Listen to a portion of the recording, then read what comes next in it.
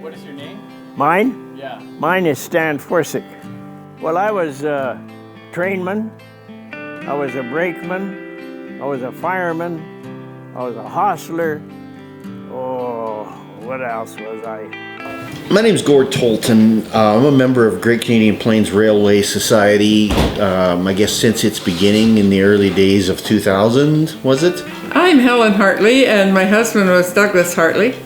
We heard about this railroad station that they wanted to move from Coutts Sweetgrass and restore it as a historical railroad station.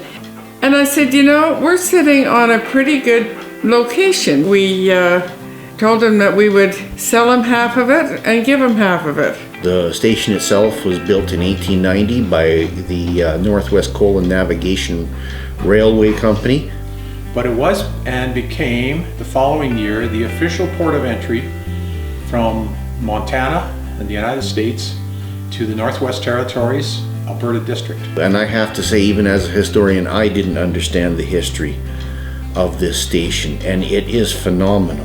It's one of the only remaining examples of a port of entry by rail, which came from the very beginning of Western Canada's development. We were fortunate to have contact with Cecil Walker, who was the last station agent that had ran the agent for the CPR in Coutts. So it's all been neat to form a tapestry. Now, having said that, it went up on blocks, and now what?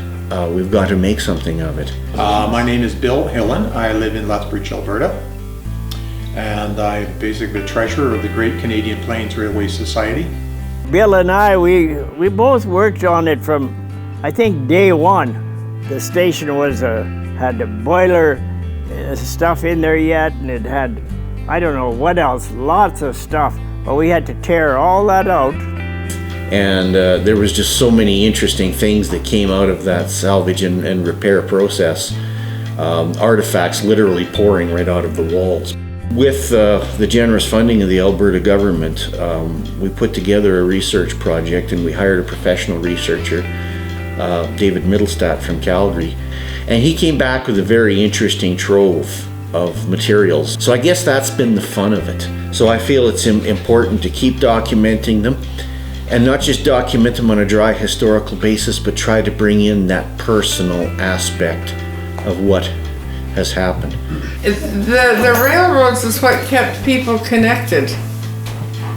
I don't know who it was, one of the early leaders that called Canada a geographic impossibility held together by a railroad.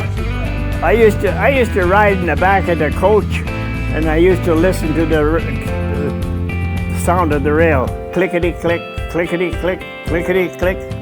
Choo choo choo choo. And now you got honk honk. Unfortunately, Albertans and Canadians in general skim over their history. The communities that surround this station all have an actual footnote in history with the development of southern Alberta. I just think it's a great little park. I like to come here. And there's so much love and so much attention, so much detail. Our plans in the future were to build an actual turntable pit, install the turntable on the bearing, which we have, using the engine, which is steam powered, to turn it, and develop a replica roundhouse with something in the era of the steam locomotives. The turntable was used to turn the locomotives.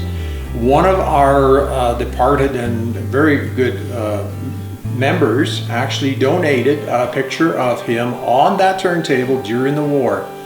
We wanted to basically have this site, turntable roundhouse station, all themed to the railway rather than mixed with other venues. And that means basically this development of this roundhouse would actually be an event location. It would be sustainable with a rental situation, but it would be tied to the actual loop of rail which we would develop on this site. And that rail would basically give people a chance to actually experience the clickety-clack of sectional rail and actually being able to access all of the sites that are on this site.